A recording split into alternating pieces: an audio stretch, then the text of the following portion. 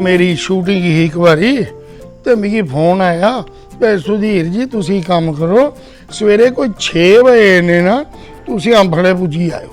मैं कहा ठीक है मैं पुजी आगा। मैं हमारा बस बड़ी सवेरे 6 बजे अम्फड़े पुजी है जियां मैं आते हूँ टैंपू च उतरिया थले ते एक मुड़ा ओहो ओ सुधीर जी तुसी भी जाना गे।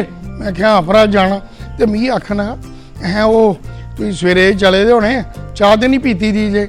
मैं क्या नहीं भरावा ठंड भी बड़ी है सर्दियां दिन तो भरावा चाह पिलाई दे।